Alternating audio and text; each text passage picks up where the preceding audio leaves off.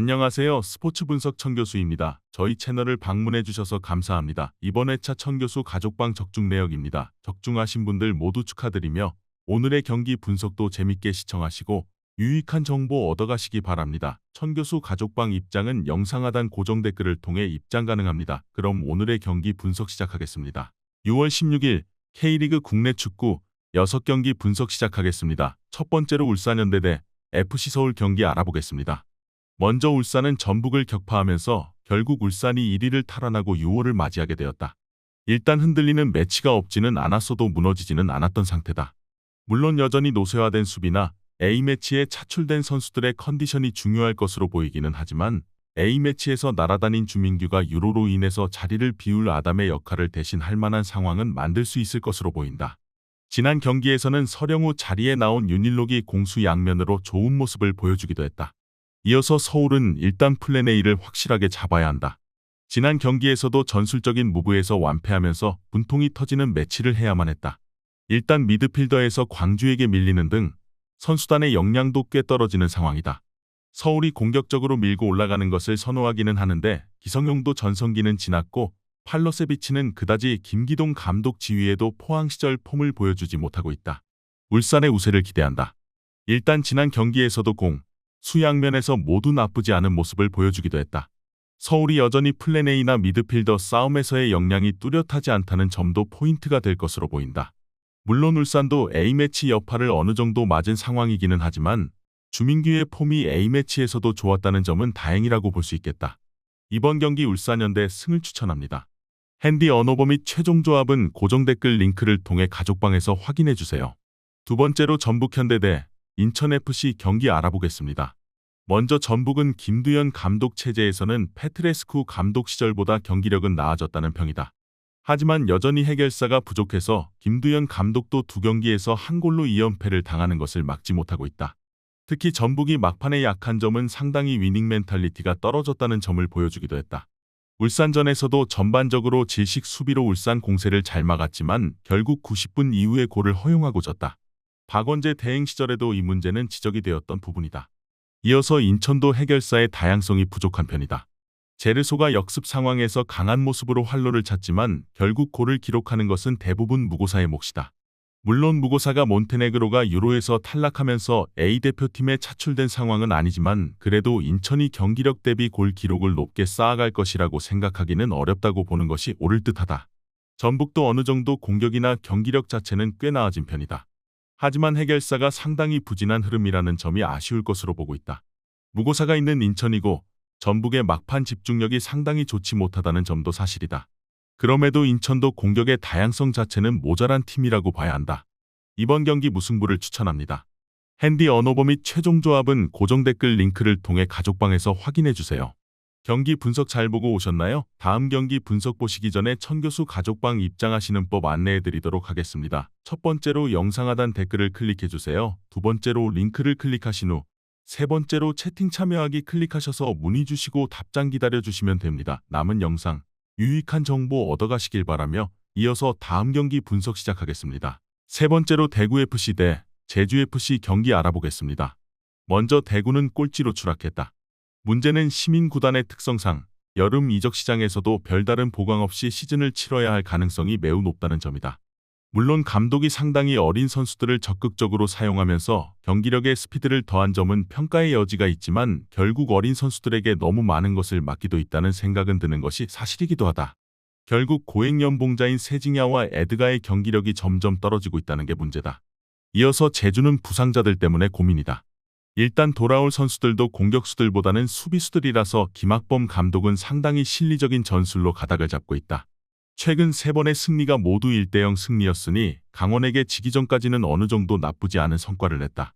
대구를 상대로도 토너먼트를 하듯이 운영할 것임을 시사했는데 다행히 대구가 문전에서의 힘이 아주 뚜렷한 팀이라고 볼 수는 없다. 일단 대구의 공격력이나 결정력이 상당히 하락한 상태다. 특히 제주가 부상자들의 공백을 실리적인 전술로 커버하려고 하고 있는 점이 결정적인 상황이다. 물론 제주도 일단 공격력을 거의 반 포기하는 식으로 나올 가능성이 높다. 이번 경기 무승부를 추천합니다. 핸디 언어버 및 최종 조합은 고정 댓글 링크를 통해 가족방에서 확인해주세요. 네 번째로 김포FC 대 안산 그리너스 경기 알아보겠습니다. 먼저 김포는 여름의 돌풍의 핵으로 활약할 수 있다는 평가다. 일단 고정훈 감독이 선수들을 거의 고정하는 편이라서 수비적인 조직력은 상당히 올라온 편이다.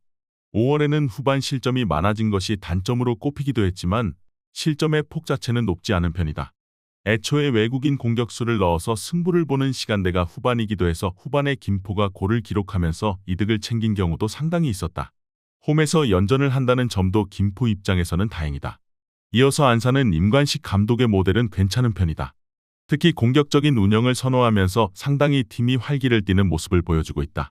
문제는 지난 경기에서도 55%의 점유 가지고 만들어낸 슈팅이 3개에 그치는 등 골을 기록할 만한 플레이를 거의 보여주지 못하고 있다는 점이다.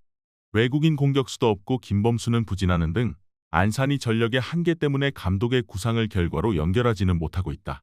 일단 승부수를 띄운 상황에서는 김포가 전반적으로 더 좋은 성과를 냈던 것이 사실이었다. 안산이 보여주는 게임 플랜 자체도 나쁘지 않다는 평가를 가지고 있지만 결국 외국인 공격수가 없고 토종 선수들도 부진하고 있는 상황이다. 애초에 김포의 수비진 조직력도 상당히 좋다. 이번 경기 김포FC 승을 추천합니다. 핸디 언어버 및 최종 조합은 고정 댓글 링크를 통해 가족방에서 확인해주세요.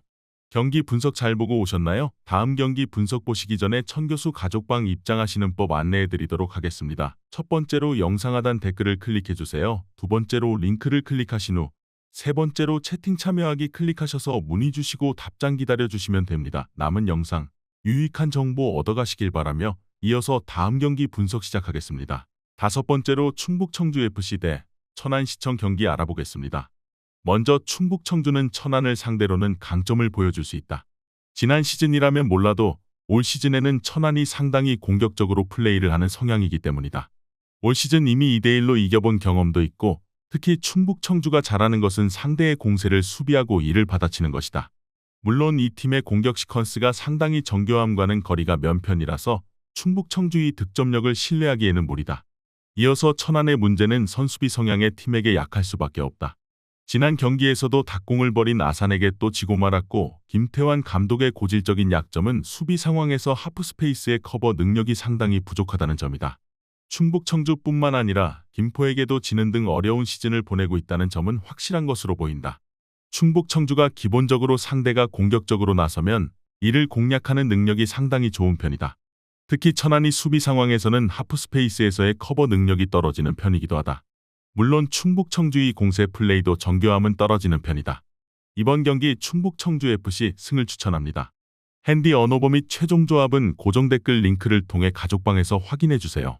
마지막으로 충남 아산 대 부산 아이파크 경기 알아보겠습니다. 먼저 아산은 닭공 기지를 벌였다. 부천전에서 완패한 뒤에 감독이 전술 노출을 상당히 신경 쓰는 모습이었고 지난 천안전에서도 격렬한 분위기와 함께 1대0으로 역습 한 방으로 경기를 가져오기도 했다. 일단 부산을 상대로는 이 닭공 양상을 벌인 것이 도움이 될 가능성이 높다. 부산은 맞불을 놓는 상황에 강하지만 낮은 라인을 돌파하는 것을 상당히 까다로워하는 편이다. 이어서 부산이 상당히 원정에서 강하다. 박진섭 감독은 원정에서는 상대가 더 달려드는 양상이 짙어 부산이 더 플레이하기가 쉽다고 판단하는 모양새다.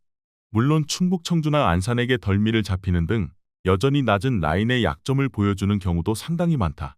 현재 박진섭 감독이 공격진 보강을 요구했다는 소식도 있는데 별다른 소식이 없는 이상 부산의 공격진 뎁스가 완벽할 것으로 보지는 않고 있다.